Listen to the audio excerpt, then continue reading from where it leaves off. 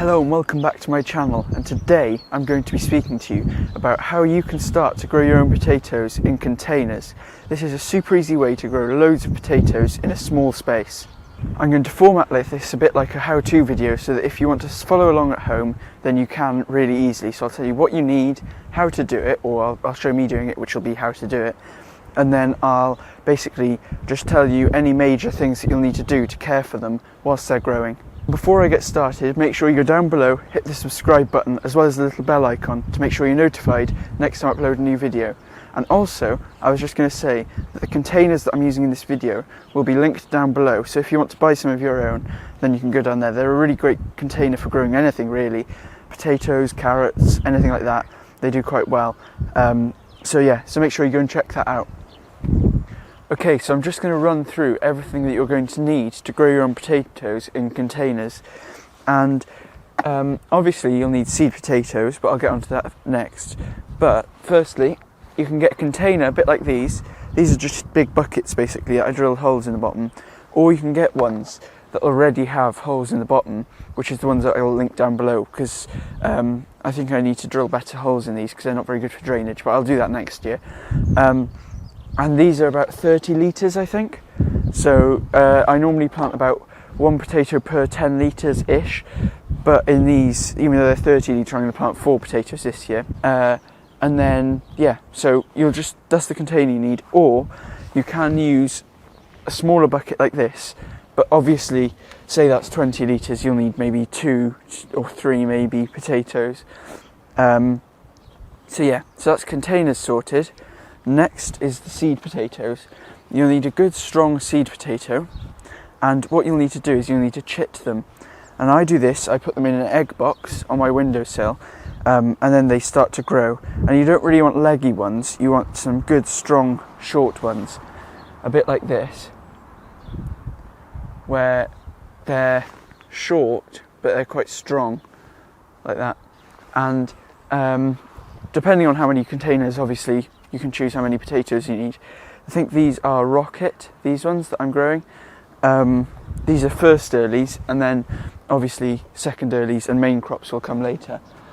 But then that seed potato is sorted, and now onto the growing medium. So if you want to, you can just grow simply in a compost, or if you want to save money like I do, then you can mix it 50-50 with some garden soil. I've simply, in this wheelbarrow here, I've got some molehill soil basically that I've collected over the last few months, and I've got about 1 blue bucket of that molehill soil and 1 blue bucket of compost, and that's how I'm measuring it, about 1 to 1. And then I'll fill them in, and then obviously you will need to earth them up then, so when they start growing you'll slowly need to add more and more compost or soil on top, or you could just use grass mulches like hay, until it gets to about the top of the bucket, and then you leave them. And then when the leaves start to go slightly less green and they start to go not yellow with where main crops, they need to completely die down, but with first earlies they need to just start to go a bit less green, a bit more pale and a bit slightly yellower than they were before. And I might make a video on this altogether, a new one in the summer, about how to tell your potatoes are ready. But yeah, so that's basically how you tell. So first things first, if you're mixing like I am, your soil medium or your growing medium, then we're going to need to do this first. But if you aren't mixing, if you're just using pure soil or pure compost, then I'll put some time cards along the bottom on the timeline of this video that you can skip through if this part isn't for you, because not everyone wants to mix their compost. And the benefits of this is mainly just to save money, because I know potatoes do like rich soil, but they'll still do fine in this. And garden soil is still great. I mean, if the weeds can grow on it, and the lawn can grow on it and things like that, then surely mixed with a bit of compost, other things can grow. So I'm just going to mix this with my shovel.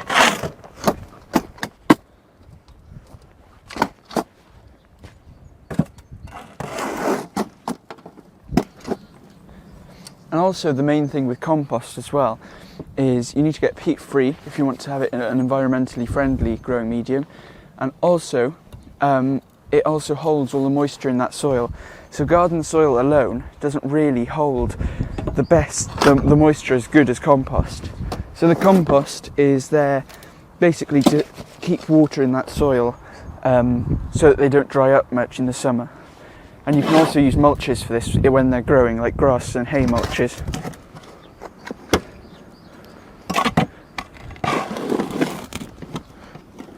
So I've now mixed my medium as well as I'm going to get it, and now I'm going to put it into a first container.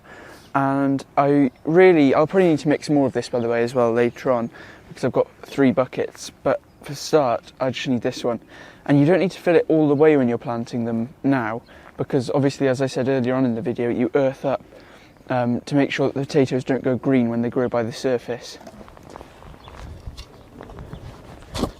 So you need probably about 3 inches of a layer at the bottom, maybe 2 or 3 inches. There, I'll say that's enough. But obviously, as I said this, I'm putting 4 potatoes in, and you don't really want to put 4 potatoes all on one layer like that. So what I'm going to do is I'm actually going to put 2 there, then I'm going to cover them with soil and put 2 offset from those, and then cover them again so I can fit 4 seed potatoes in here, but have them on separate layers. That's just Alfie sniffing the thing. Sorry about that. But yeah. Anyway, I've gotten distracted now because Alfie wanted you to see down his nostril. So I've now got seed potatoes, and I'm going to put these in here. What you can do as well, if you want to get more from your potatoes that you've bought, you can actually cut the chits off, and each chit is a new plant. So basically you can get a lot of plants from one potato, but I don't really want to do that because I don't want the risk, because there is a slight risk that it could just rot. But I know that Tony O'Neill from Simplify Gardening, I know that he does that. So I've got those 2 in, and I'm just going to cover them with soil now.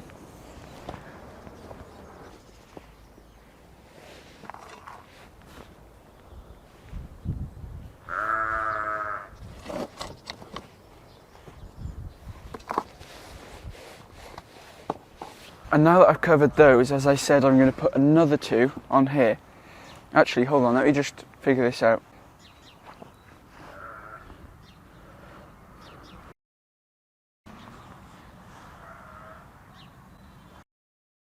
Actually, I'm not going to put 4 in, I'm going to put 3 in because I haven't got enough seed potatoes. I miscounted before I even planted or even started the video. So I'll just put a 3rd one in the middle there and then cover that. I can't believe me with my counting these days, I'm starting to get really bad. I think it's because I haven't done maths in a while.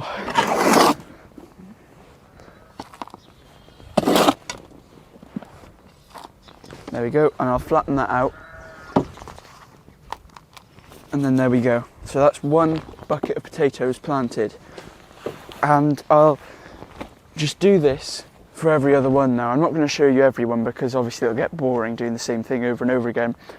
But what I am going to do afterwards, once I've done all this, is I'm going to show you or speak to you about some of the things that you can do to look after them once they're growing, and when you'll know that they're ready to be harvested. And I'll also speak about some like pests and diseases and things that you might get, the main one being blight. So I've now planted all the potatoes. I've got them in the wheelbarrow behind me here, ready to move them to their position, which I'll show you now. And I thought I had 8, but I think I might have planted 1 too many in one of the buckets, or Alfie might have secretly taken one, but I'm not sure because I'm missing a potato. So I planted, rather than in another big bucket, I've done 2 big buckets and 1 smaller one because I only had 2 left in the last bucket. But now I'm going to move them to the position that they're going to be in while they grow. And I can also, the joy of growing in buckets and containers or grow bags or whatever you want to grow in, is that you can move them around. And I'll also leave some grow bags down below if you don't have space to store buckets over winter.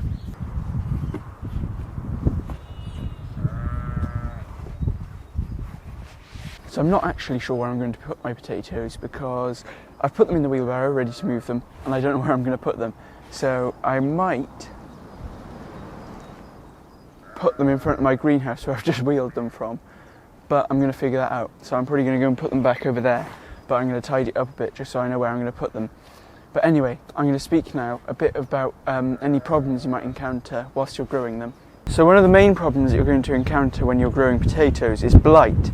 And blight is a fungal disease. And when you get blight, then you can, it depends where the potatoes are. If it's early in their growth, then you can leave them to die and then plant more potatoes. Or if you really, really want to keep them, then I think some people have sprayed like soapy water onto them and stuff to make it slightly more alkaline, because they don't like alkaline conditions. And if it's later in their life they've got blight, then you can leave them until about maybe a third, 2/3 of the plant has got blight or is blight infected, and then you cut the stalks to the ground and pick the potatoes and they're still edible. And another problem you might get is when you pick your potatoes, you may find that maybe worms or slugs or something have actually eaten your potatoes. And what you can do for this is, I've actually found a really good way of doing this, which is you just pick the potatoes a bit earlier, and then once you've picked them earlier, the worms and things won't have really gotten to eat them, because that's what I've found is the worst thing, is when you leave them a bit long and then they start to get eaten by slugs and things. But to know that they're ready before the things eat them, you need to make sure you keep checking the leaves, get to know what the leaves look like whilst they're growing. So a darker green, normally quite a dark, rich green colour. And then once they're ready, this dark, rich green will start to turn to maybe a lighter green. And then once they're turning to that lighter green, maybe like a pale yellow sort of colour. It's quite difficult, it depends on the potato as well. But once it gets to that stage, then you'll know that they're ready. And that's the case with first and second earlies. But with main crop potatoes, which are the ones that grow later into summer, then they are a bit different. You need to let these die completely yellow, the plants, or just die back to the ground, depending on what comes first. And then what you do is you pick them, or you can store them in the soil for a while because they store a lot better. And then if you want to store them in bags though, you'll have to take them out and cure them, which thickens the skin, and then put them in a paper bag or something like that. So main crops you let completely die down and then pick, and then first and second earlies you let the deep green leaves turn a bit more pale, and then you know they're ready to be picked. And you want to position your potatoes in somewhere that's sunny but also gets a bit of dappled shade. So maybe under a bush that lets the sun have it maybe for 6 hours and then shades it for the rest of the evening or something, or for shades for the peak of the day or something like that. So you just want somewhere that's not going to get too hot where it scorches them, but you're going to want it so that it's sunny enough that they get enough light. So this is a balance, and the thing with growing containers is you can move them. So if you notice they're getting too much shade, then you can move them into a sunny position at a certain time of day maybe, or you can alternatively just move them into the shade if they're getting a bit hot and a bit, maybe they're going through a lot of water, and if you're in drought or something, because who knows what the summer's going to be like, then you may have to move them into a shaded position so that they don't lose as much water. And if you actually want to know how plants wilt and how they actually use up their water, then make sure you click up here, watch my video about why plants wilt, the scientific reason behind it. But that's all I have for today's video. Thank you for watching, and I'll see you next time. Make sure though, before you go, that you go down below, hit the subscribe button, like the video and leave a comment to let me know what varieties of potato you're growing this year.